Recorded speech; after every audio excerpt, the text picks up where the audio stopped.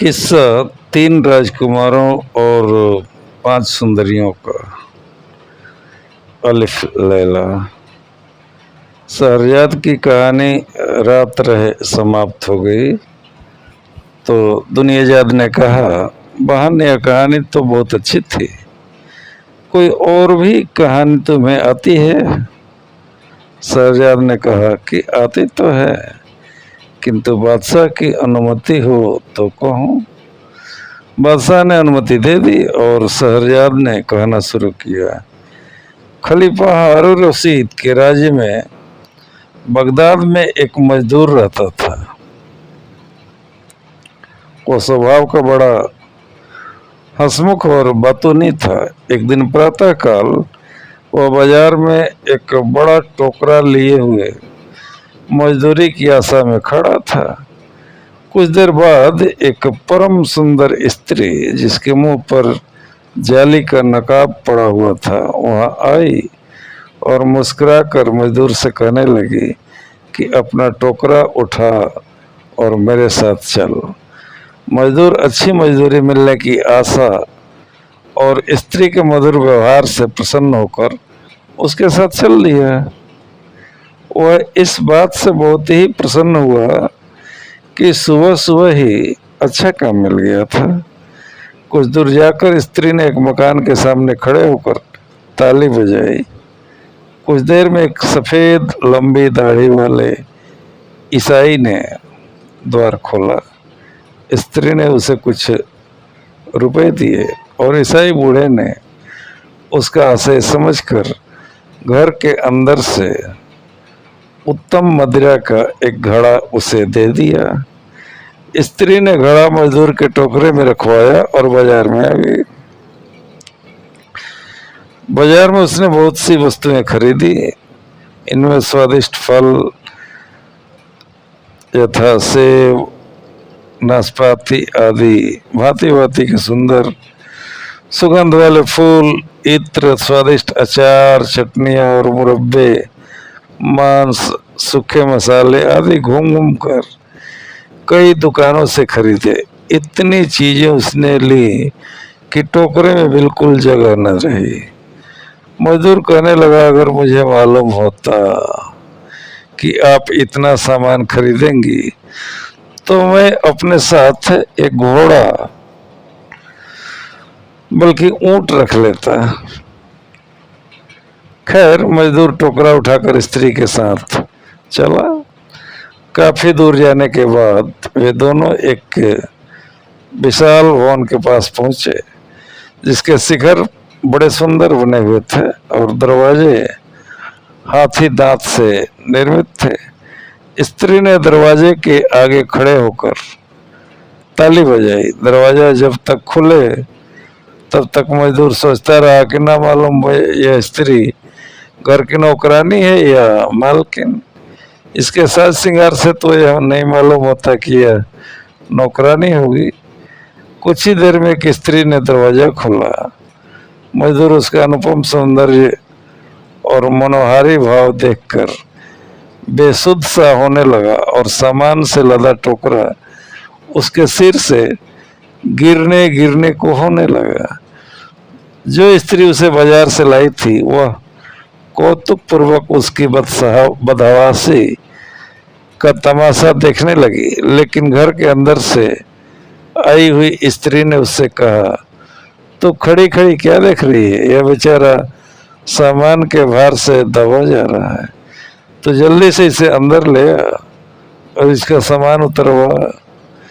मजदूर अंदर गया तो दोनों स्त्रियों ने अंदर से दरवाजा बंद कर लिया और उसे लेकर एक बड़े मकान में आई। इसके खंभे कीमती लकड़ी के बने हुए थे और एक बड़ा कक्ष था जिसके चारों ओर दालान थे। दालान में एक और बैठने का स्थान था जहाँ पर उसने बहुत से मूल्यवान नर्म आसन बिछे हुए थे और सुविधा के भांति भांति के मूल्यवान पात्र रखे हुए थे। सबके बीच में चंदन और अगर की लकड़ी का एक बना हुआ बड़ा सा सिंहासन था उस पर एक बहुत ही मूल्यवान आसन पड़ा था, जिसमें चारों ओर मोतियों और माणिकों की झालर लटक रही थी। इसके अलावा उस विशाल कक्ष में एक संगमरमर का बना हुआ हौज था, जिसमें फव्वारे फुट रहे थे। मजदूर यद्यपि दूर तक भारी बोझ लेकर चलने के कारण बहुत थक गया, तथापि उस कमरे की सामग्री और सजावट देखकर अपना श्रम भूल गया और वह प्रसन्न चित्त से इस शोभा को देखने लगा।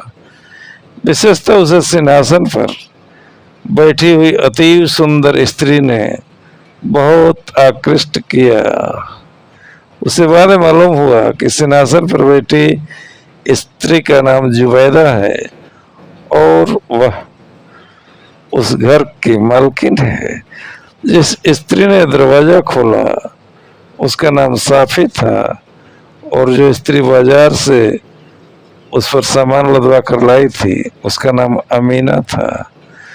जुबैदा ने कहा, बीवी हो, इस बेचारे मजदूर के सर से सामान तो उतारो, यह बोझ के मारे मरा जा रहा है। साफी और अमीना ने मिलकर उसके सिर से टोकरा उतरवाया और उसमें से सामान निकालने लगी।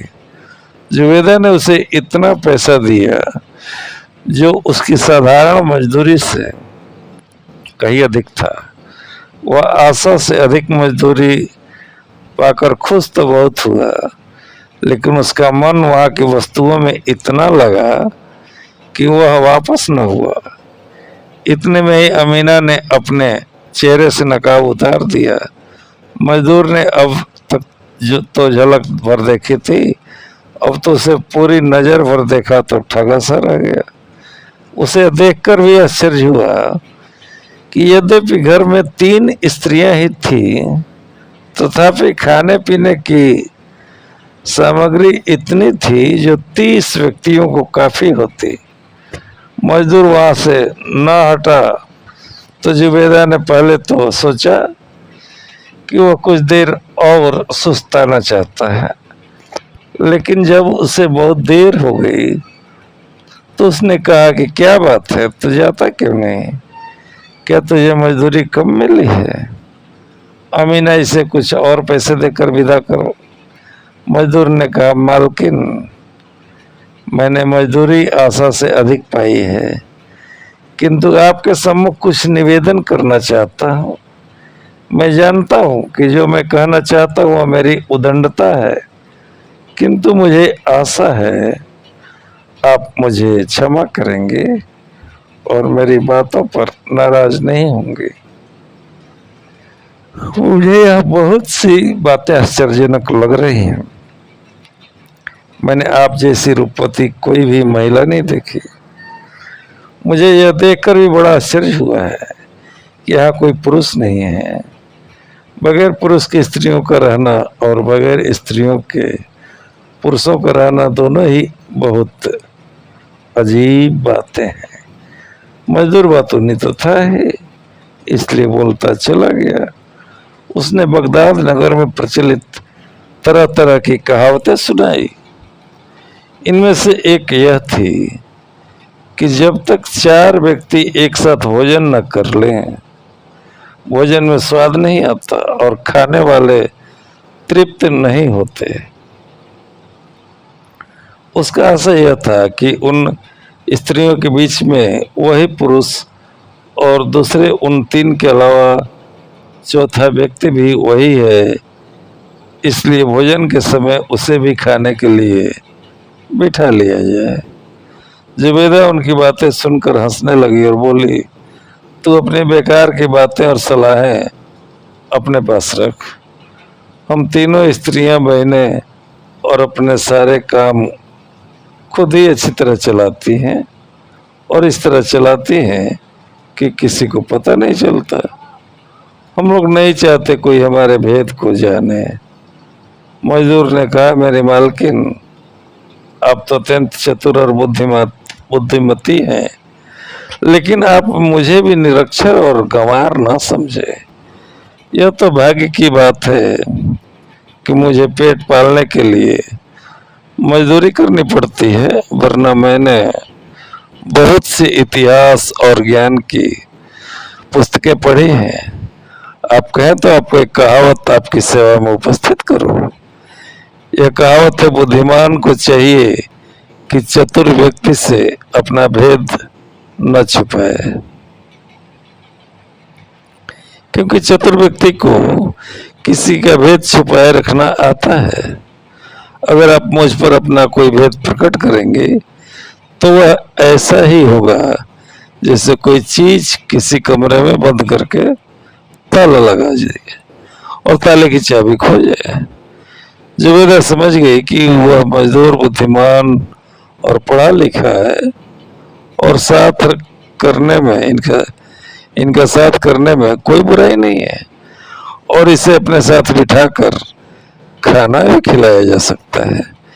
फिर भी उसने उसकी बुद्धि की परीक्षा लेने के लिए मजाक में कहा, देखो भाई, हमने तो पैसा और मेहनत लगाकर इस भोजन को तैयार किया है, तुमने तो इस पर कुछ खर्च नहीं किया, फिर तुम्हें अपने खाने में क्यों सम्मिलित करें।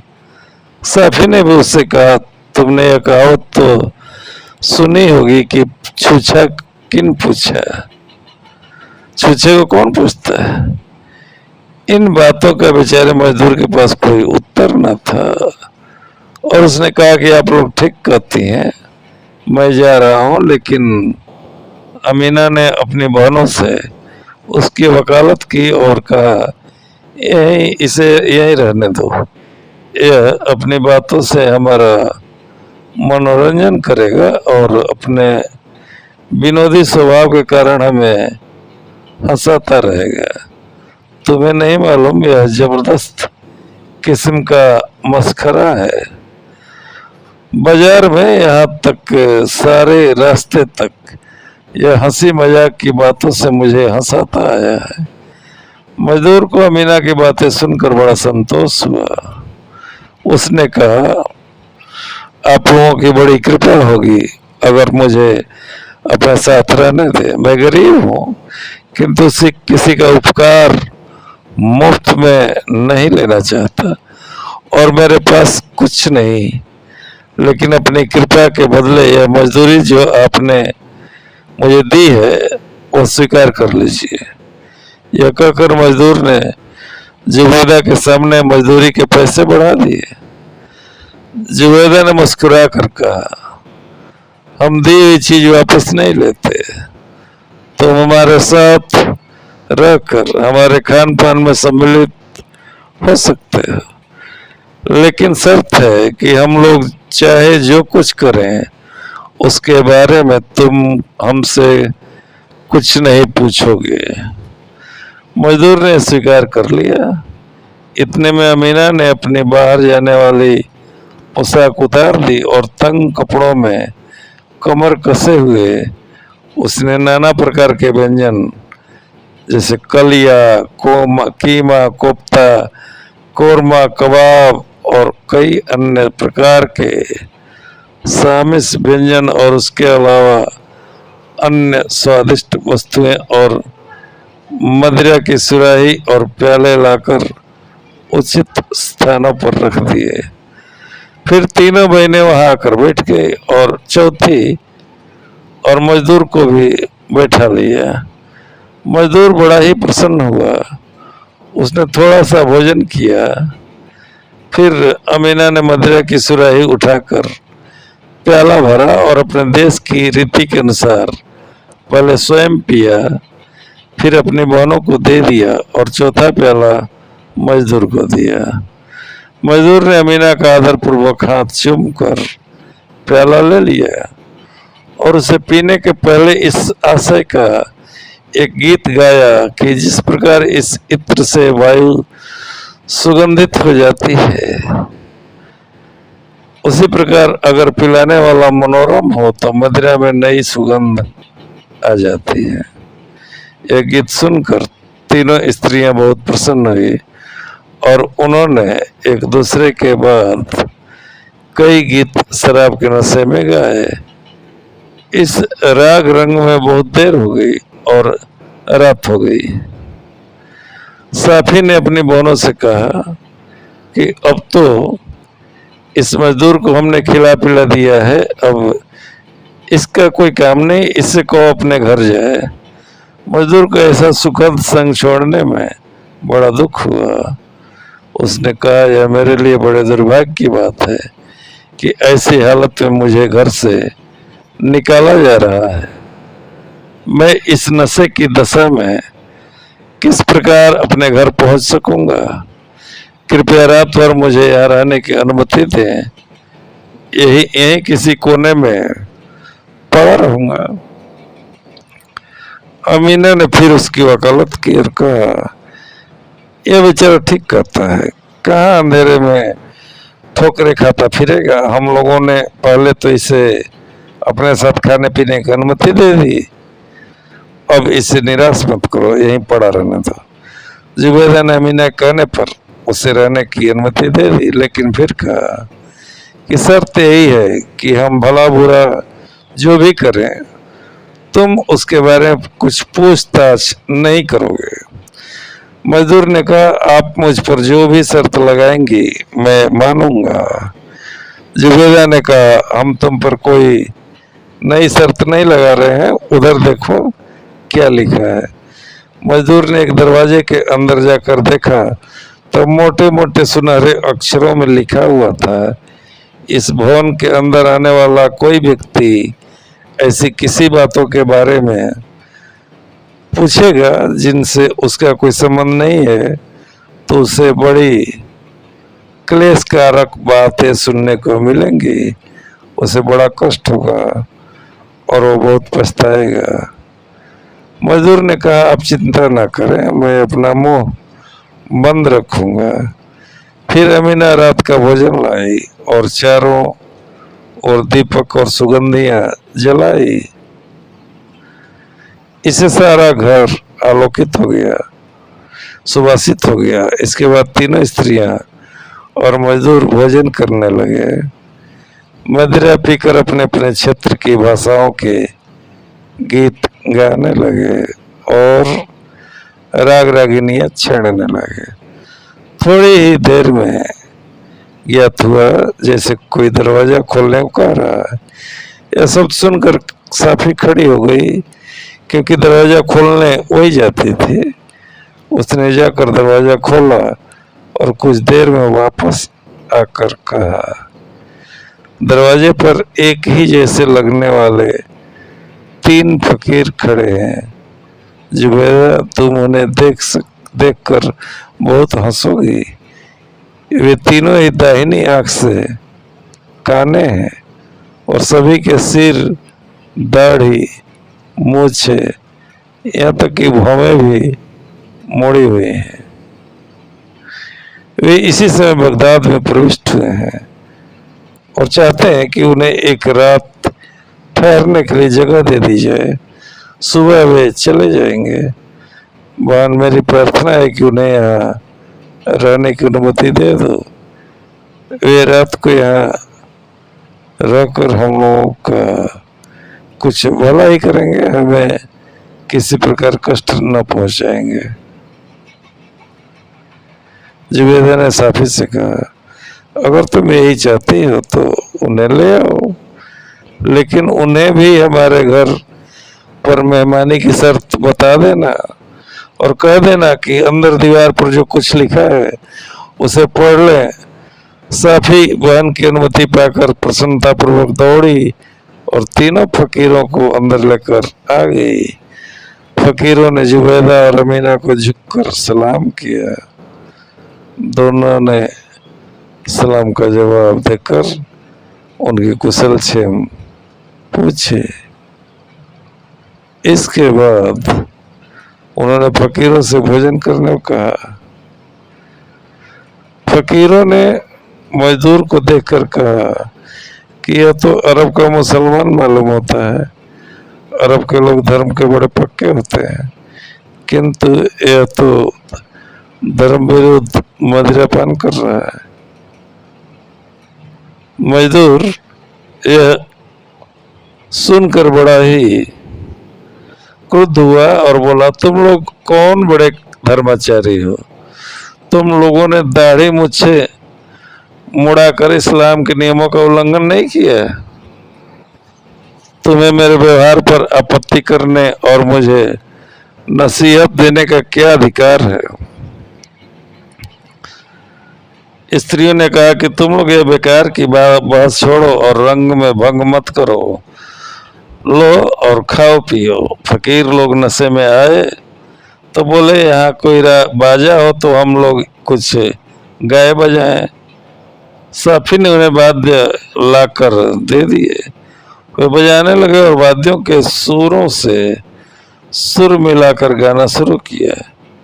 वे लोग इस गाने बजाने के दरमियान हंसी ठट्ठा भी करते और ऊंचे स्वर में वाह वाह भी करते। इस सब से बड़ा शोर होने लगा और सारा भवन गूंजने लगा। इसी बीच उन्होंने सुना कि दरवाजे पर फिर कोई ताली बजा रहा है। साफी सदा की भांति दौड़ कर गई कि देखे अब दरवाजे पर कौन आया है। शहरजाद ने शहरयार से कहा, इस जगह कहानी रोककर मैं आपको यह बताना चाहती हूँ कि इस बार ताली बजाने वाला स्वयं खलीफा हारी रशीद था। खलीफा का यह नियम था कि अक्सर रात को वेश बदलकर शहर में निकलता था कि प्रजा का हाल खुद अपनी आंखों से देखे। उस रात को वह अपने महामंत्री जाफर और जासूसों के सरदार मसरूर के साथ बगदाद की गलियों में घूम रहा था। ये तीनों व्यापारियों जैसे वस्त्र पहने हुए थे। जब ये लोग उन स्त्रियों के मकान के पास गुजरे तो उन्होंने हंसी की ध्वनि और गाने बजाने का सुर सुना। खलीफा ने कहा कि घर का दरवाजा खुलो, मैं देखूं कि यहाँ क्या हो रहा है। जाफर ने कहा कि यहाँ कुछ स्त्रियां शराब पीकर हंसी चिल्ला दिल लगी कर रही हैं, गा बजा रही हैं। आपका अंदर आना शोभनीय नहीं है। यह भी हो सकता है कि वे अपने राग रंग में विघ्न पड़ते देखकर नशे की हालत में आपका कुछ अपमान कर बैठे। किंतु खलीफा ने उनकी सलाह न मानी और आदेश दिया कि तुम जाकर दरवाजा खोलवाओ। अतएव जाफर ने दरवाजा खुलवाया। साफी ने दरवाजा खोला तो जाफर उसके स्वयं को, उसके रूप को देखता रह गया। फिर उसने जल्दी से एक कहानी गढ़ी। उसने कहा, सुंदरी, हम तीनों व्यापारी मोसिल नगर के निवासी हैं।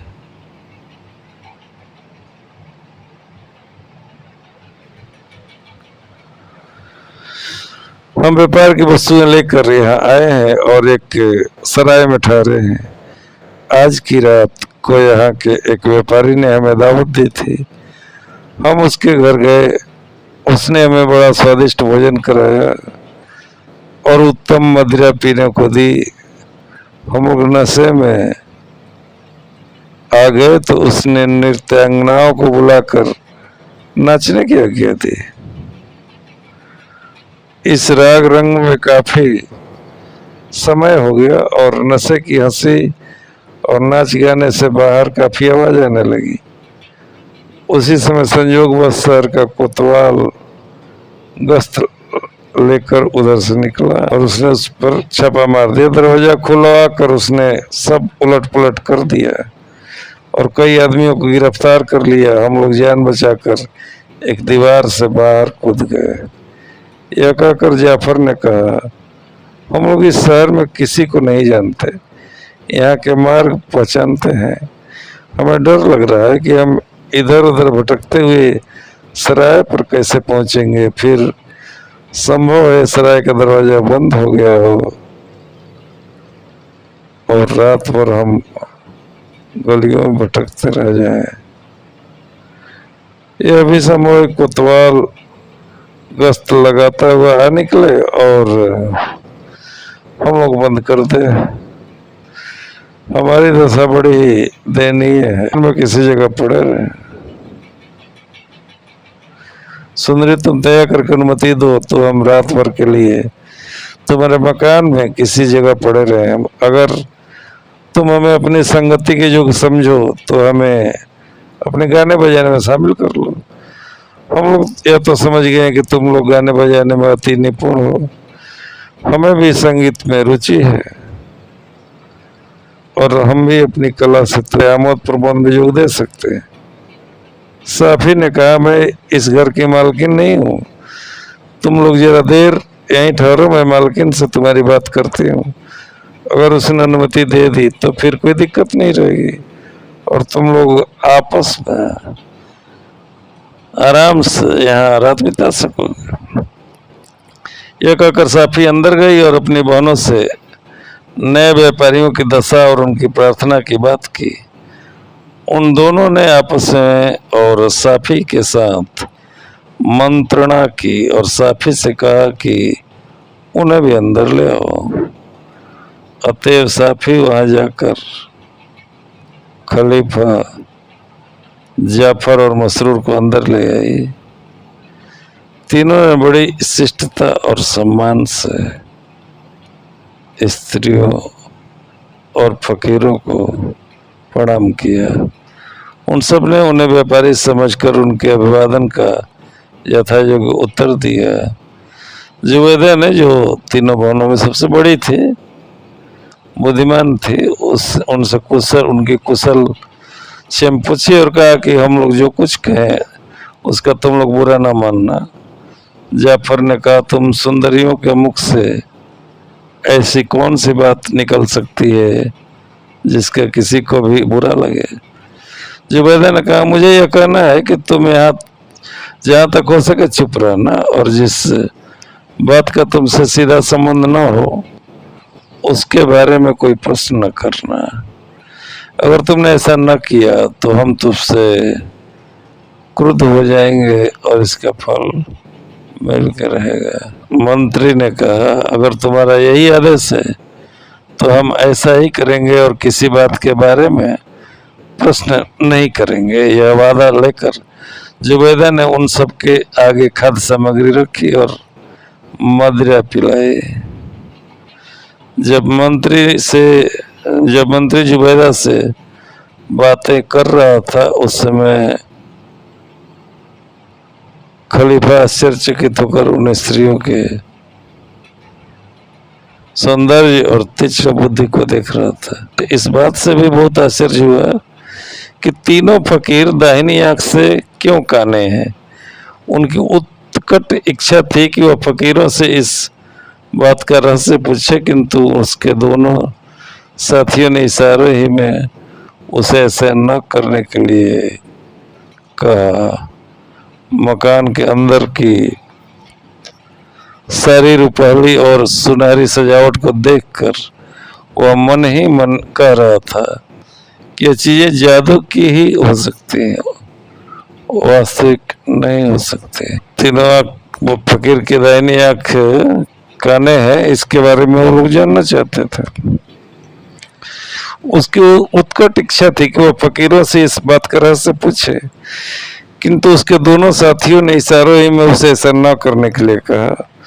मकान के अंदर की सारी रुपहली और सुनहरी सजावट को देखकर वो मन ही मन कह रहा था कि यह चीजें जादू की हो सकती हैं, वास्तविक नहीं हो सकती। इतने में एक फकीर ने उठकर अपने देश के ढंग पर नाचना शुरू कर दिया। स्त्रियों को वह नाच पसंद आया, सबने उसकी नृत्य कला की प्रशंसा की। जब फकीरों का नाच हो चुका तो जुबैदा अपने स्थान से उठी और अमीना का हाथ पकड़कर बोली, बहन, यह तो तुम जानती हो कि यहाँ पर उपस्थित सब लोग हमारे अधीन हैं और इनकी उपस्थिति हमें हमारे रोज के काम से नहीं रोक सकती। अमीना ने उसका अभिप्राय समझकर उस जगह की सफाई शुरू कर दी उसने भोजन के पात्र और मदिरा की सुराहियां और प्याले उठाकर बावर्ची खाने में रख दिया और गाने बजाने का सामान हटाकर फर्श पर झाड़ू लगाई। इसके बाद उसने सारे दियों की बत्तियों के गोल काटे और भी सुगंधित तेल के दिए जलाए और कमरे को ढंग से सजा दिया। अमीना ने अब फकीरों और खलीफा तथा उसके साथियों को दलान में बिठाया। फिर मजदूर से कहा, तुझ जैसे हट्टे कट्टे आदमी को इन लोगों की तरह बैठना नहीं चाहिए, तू उठकर हमारे काम में हाथ बैठा। मजदूर अभी तक ऊँग सा रहा था। वह अपनी हैसियत का ख्याल करके रस रंग में उठ खड़ा हुआ और अपने चोगे को कसकर कमर से बांधने के बाद बोला कि बताओ क्या काम है। जो तुम कहोगी मैं करूँगा। साफी ने कहा, तुम कुर्ते की आस्तीन भी चढ़ा लो क्योंकि हाथों से काम करना है। कुछ देर बाद अमीना ने दलान में एक चौकी बिछाई। मजदूर को अपने साथ ले जाकर एक कोठरी से 2 काली कुत्तियां खींचती हुई लाई। दोनों कुत्तियों के गले में पट्टे बंधे थे और पट्टों में जंजीरें थीं। मजदूर उसकी आज्ञा के अनुसार दोनों कुत्तियों को दलान में ले जाकर चला गया। अब जुबैदा गुस्से में झटके के साथ उठ खड़ी हुई। उसने एक ठंडी सांस ली और आस्तीन के ऊपर चढ़ गया।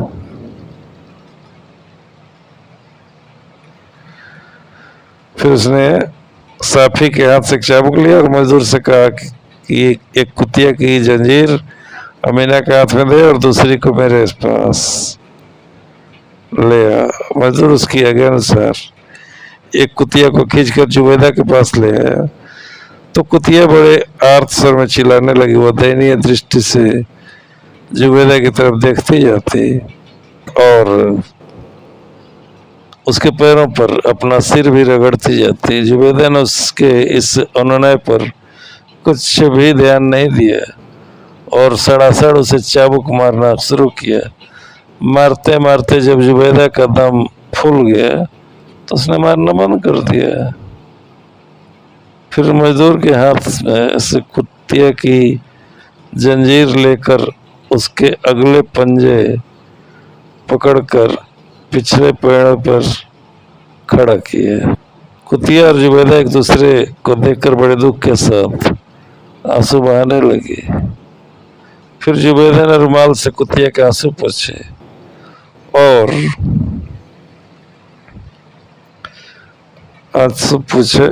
उसे प्यार करके उसका मुंह चूमा। फिर मजदूर उसकी जंजीर थमा कर कहा कि इस कुतिया को दलान में ले जा और दूसरी को यहाँ ले आ। इस कुतिया को भी पहली कुतिया की भांति खूब मारा। फिर उसकी आंखों में आंखें डालकर रोई और उसके आंसू पोंछ पोंछ कर और मुंह चूम चूम कर प्यार किया।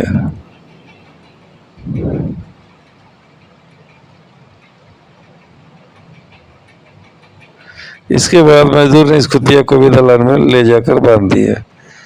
3 फकीरों, खलीफा और उसके साथियों को यह सब देखकर बड़ा आश्चर्य हुआ कि पहले तो जुबैदा ने अत्यंत निर्दयता से कुत्तियों को पीटा, फिर उसके साथ मिलकर रोई। इसके अलावा मुसलमानों के धर्म में कुत्ते अपवित्र जंतु माने जाते हैं। जुबैदा जैसी सुसंस्कृत महिला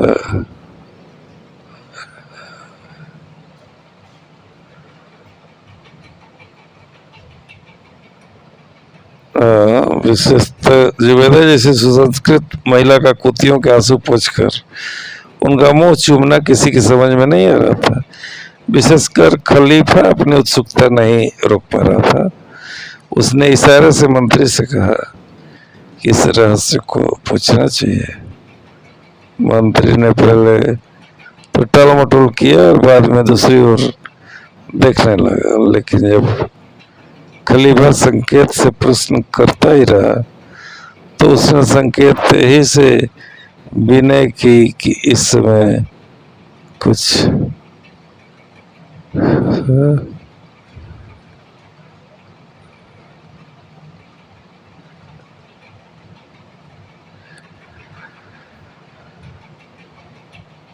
उसने इशारे से मंत्री से कहा कि इस रहस्य को पूछना चाहिए। मंत्री ने पहले तो टालमटोल की, वह दूसरी ओर देखने लगा, लेकिन जब खलीफा संकेत से प्रश्न करता ही रहा तो उसने संकेत से विनय की इस समय इस बात को यही समाप्त कर दीजिए, कुछ पूछिए नहीं।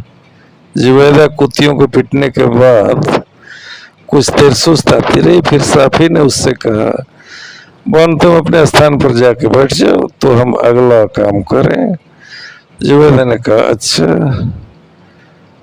फिर वह दलान में आकर एक पहले से बिछी हुई चौकी पर बैठ गई। उसने खलीफा और उसके साथियों को अपने दाई ओर और फकीरों और मजदूरों को बाई ओर बिठा दिया। चौकी पर बैठकर वो कुछ देर और सुस्ताती रही। इसके बाद उसने अमीना से कहा कि बहन उठो, तुम्हें मालूम है तुम्हें अब क्या करना है।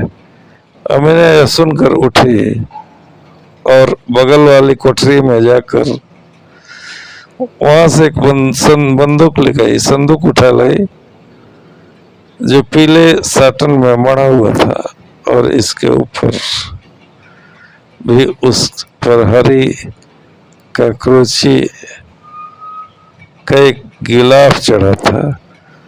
उसमें से एक बांसुरी निकालकर उस अमीना ने साफी को दी। साफी ने उस बांसुरी से एक करुण वियोगात्मक राग निकाला और देर तक बजाती रही। खलीफा और अन्य उपस्थित लोग उसका कौशल देखकर अत्यंत प्रसन्न हुए। फिर साफी ने अमीना से कहा कि अब तुम बांसुरी बजाओ, मैं बजाते बजाते थक गई हूँ। अमीना ने बांसुरी लेकर कुछ और देर बाद सुर मिलाया, फिर बड़ा मधुर राग बनाया, शुरू किया बजाना। बजाते बजाते उसमें मग्न हो गई। जुबैदा ने उसके वादन की बड़ी प्रशंसा की और कहा कि अब किसी आशा का बात मत पूछो, अब क्या है। जुबैदा ने उसके वादन की बड़ी प्रशंसा की और कहा कि अब बस करो, तुम्हारे दुख के कारण बड़ी दुखद दशा हो रही है। अमीना इतनी भाव विवल हो गई कि जुबैदा की बात का कोई उत्तर न दे सकी, बल्कि जान पड़ता था कि वह अपने होश हवास खो बैठी थी, क्योंकि उसने अपने उर्दू वस्त्र को उतार फेंका। अब सब लोगों ने देखा कि उस सुंदरी के दोनों कंधों पर काले काले दाग पड़े हैं, जैसे किसी ने उसे निर्दयता से मारा है। दाग उसके कंधों पर ही नहीं, बाहों पर भी पड़े थे। सब लोग इस कांड को देखकर और भी हैरान हुए। अमीना की हालत इतनी खराब हो गई कि वह डगमगाने लगी और गिरने गिरने को हुई और जुबैदा और साफी ने दौड़कर उसे संभाला। एक फकीर ने धीमे से कहा, कितने दुख की बात है कि हम इतनी अद्भुत घटनाएं देख रहे हैं और उसके बारे में किसी से पूछ भी नहीं सकते। खलीफा ने यह बात सुन ली और उन फकीरों के पास आकर उनसे पूछा कि क्या तुम लोगों में से किसी को इन विषयों का, स्त्रियों का और कुत्तियों को पीटने का राज पता है कि ये स्त्रियां कौन है या उसको क्यों पीट रही हैं। फकीरों ने कहा, हम में से कोई भी इन बातों को नहीं पता है, नहीं जानता। हम लोग आज ही रात को तुम्हारे यहाँ आने से कुछ ही पहले यहाँ पहुंचेंगे। खलीफा की उत्सुकता और बढ़ी। उसने कहा, हो सकता है यह आदमी जो तुम्हारे पास बैठा है इसे कुछ ज्ञात हो। फकीर ने इशारे से मजदूर को अपने क्या किया, मजदूर को अपने निकट बुलाया और पूछा कि क्या तुम्हें मालूम है जुबैदा ने दोनों कुत्तियों को क्यों पीटा और अमीना के कंधों और बाह पर काले दाग कैसे हैं। मजदूर ने कहा, मैं भगवान की सौगंध खाकर कहता हूँ, मुझे कुछ नहीं मालूम। मैं तो इस घर में आज ही आया हूँ और इस घर की 3 यही स्त्रियां रहती हैं। खलीफा और फकीरों ने सोचा कि यह आदमी उन स्त्रियों का सेवक होगा। वह सबको विश्वास हो गया था कि वेद खुलने वाले नहीं है, लेकिन खलीफा हार मानने को तैयार नहीं था। उसने कहा, हम लोग 7 मर्द हैं और ये सिर्फ 3 औरतें हैं, सब मिलकर इनसे वेद पूछे। अगर ये लोग खुशी खुशी दे देते हैं, वेद को बता देते हैं, तब क्या होगा?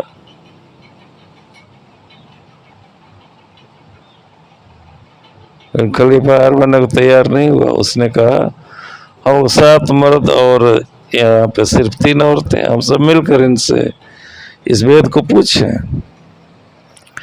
अगर यह लोग खुशी खुशी बता दे तो ठीक है, नहीं तो हम जोर जबरदस्ती करके भी इनसे बातों गलवा लेंगे। मंत्री की राय इसके विपरीत थी। उसने खलीफा के कान में कहा, हम सबका यहाँ पर बड़ा स्वागत किया गया है और गाने बजाने से भी हमारा मनोरंजन हुआ है। ऐसी दशा में जोर जबरदस्ती ठीक नहीं है। फिर आप यह भी देखें कि इन स्त्रियों ने किस शर्त पर हमको अपना अतिथि बनाया है।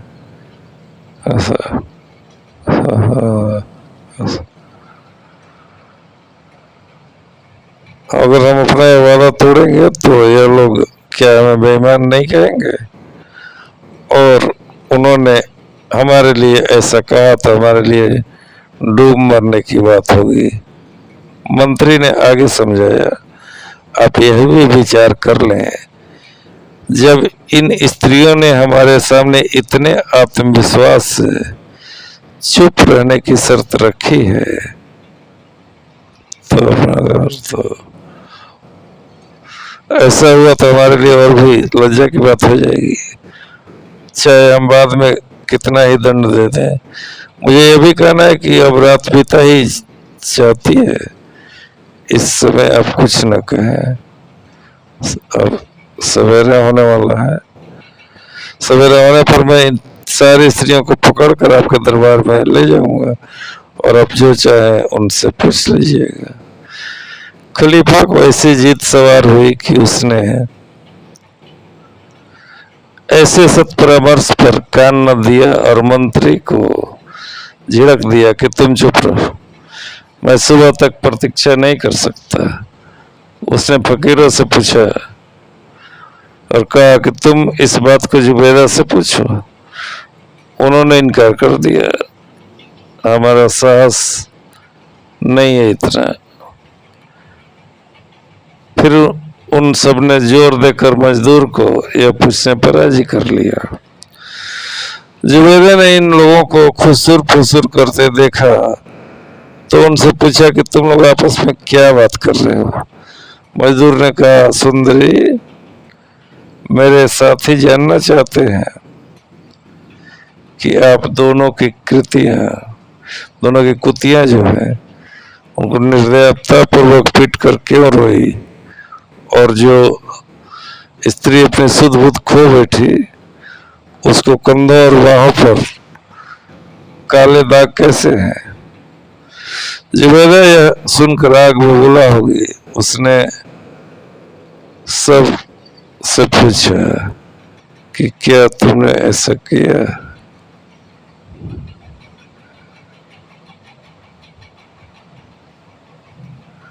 जुबैदा ने इन लोगों को खुसर फुसर करते देखा तो उनसे पूछा कि तुम लोग आपस में क्या बात कर रहे हो?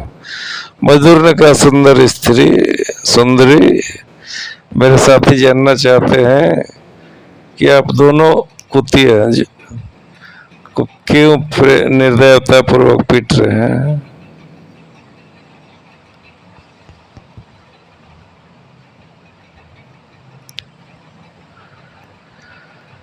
सुंदरी, मेरे साथी जानना चाहते कि आप दोनों कुतियों को निर्दयता पूर्वक पीट कर क्यों रोई और जो स्त्री अपनी शुद्ध बुद्ध खो बैठी, उसके कंधों और बाहों पर काले दाग कैसे? जुबैदा सुनकर आग बबूला हो गई। उसने सब लोगों से पूछा कि क्या तुम सब ने मजदूर से कहा था कि ऐसी बातें मुझसे पूछे? सबने एकमात्र होकर कहा कि जाफर को छोड़कर हम सभी मजदूर ये बात जानना चाहते थे कि बात क्या है, कि आपसे पूछ सके। जुबैदा ने कहा कि तुम सभी लोग बेईमान हो।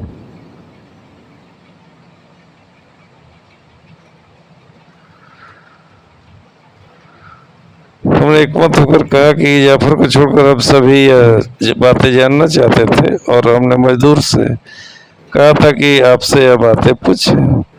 जुबैदा ने कहा तुम सभी लोग बेईमान हो। तुम सब ने प्रतिज्ञा की थी कि यहाँ कि किसी बात के बारे में कुछ न पूछोगे और तुम अपनी उत्सुकता पर बिल्कुल संयम न कर सके। हमने दया करके तुम सबको रात भर का ठिकाना दिया और तुम एक साधारण सी प्रतिज्ञा न निभा सके। अब तुम्हारा सत्कार हमारे लिए बिल्कुल आवश्यक नहीं है और तुम लोगों को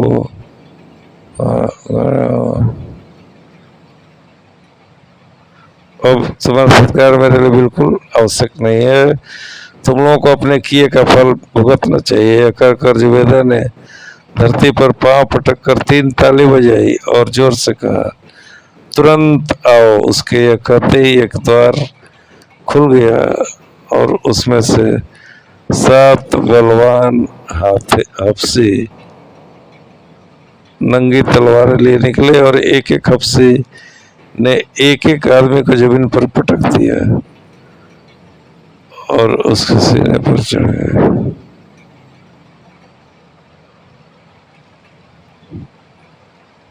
और सबकी तलवारें म्यान से बाहर निकल आई। खलीफा क्षोभ और लज्जा के मारे मारा जा रहा था। उसे ऐसे व्यवहार की क्या आशा हो सकती थी? हफ्सियों के मुखिया ने जुबैदा से पूछा श्रेष्ठ सुंदरी, आपकी क्या आज्ञा है? क्या हम इन लोगों को यही खत्म कर दें? जुबैदा ने कहा नहीं, कुछ देर ठहर जाओ। पहले इन लोगों से यह पूछ ले कि यह कौन सी है और क्यों आए हैं। यह कहकर उसने 7 मेहमानों से कहा कि तुम लोग अपना अपना सामान अपना अपना हाल बताओ। मजदूर ने रो कर कहा भगवान के लिए मुझे छोड़ दो, मेरा कोई दोस्त नहीं है। मैं तो इन लोगों के बकाये में आ गया था। काने फकीर जहाँ जाएंगे वहां दुर्भाग्य लाएंगे। जुबैदा को यह सुनकर हंसी आ गई। पहले हर आदमी अपना हाल बताए कि वो वास्तव में कौन है और कहाँ से आया है, उनमें क्या क्या गुण है और कहाँ यहाँ आने का कारण क्या है। इन बातों में जरा भी झूठ हुआ तो फौरन उसकी गर्दन मारी जाएगी। परेशान तो सभी थे, लेकिन खलीफाहारों की व्याकुलता स्वभावता ही सबसे अधिक थी। उसने एक बार सोचा कि वैसे तो इस स्त्री के पंजे से निकला नहीं जा सकता, किंतु यदि वह अपना ठीक ठीक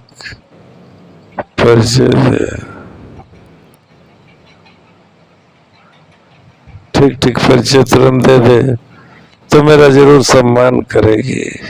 हम भाई नहीं है, एक से कपड़े जरूर पहनते हैं, साथ रहते हैं। जुबैदा ने कहा, फिर पूछा कि क्या तुम लोग जन्मता ही एकमात्र हो जिनमें से एक नहीं 2 बच्चे होंगे? फिर पूछा क्या तुम लोग जन्मता ही एकाक्ष हो?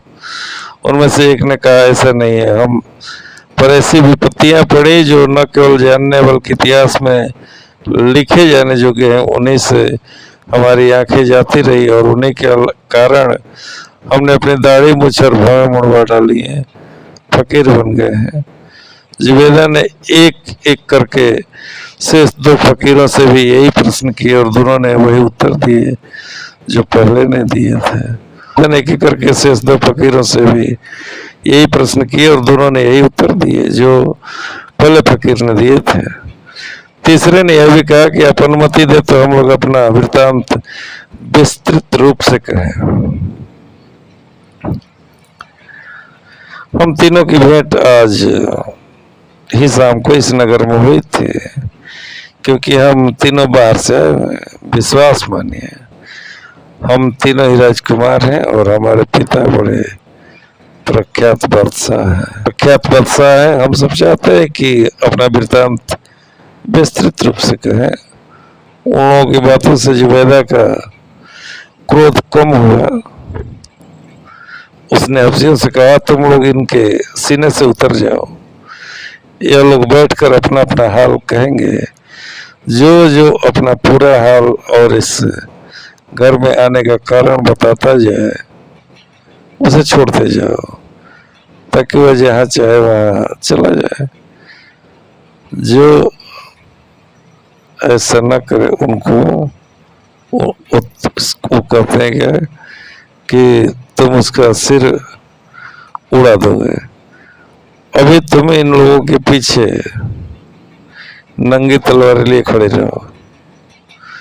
चुनाचे उसी दालान में खलीफा और अन्य 6 लोगों को एक कालीन पर बिठा दिया गया। हर आदमी के पीछे एक हफ्सी नंगी तलवार लेकर खड़ा हो गया। जुबैदा का इशारा होते ही उसका वध कर दे। सबसे पहले मजदूर ने अपनी बात कही।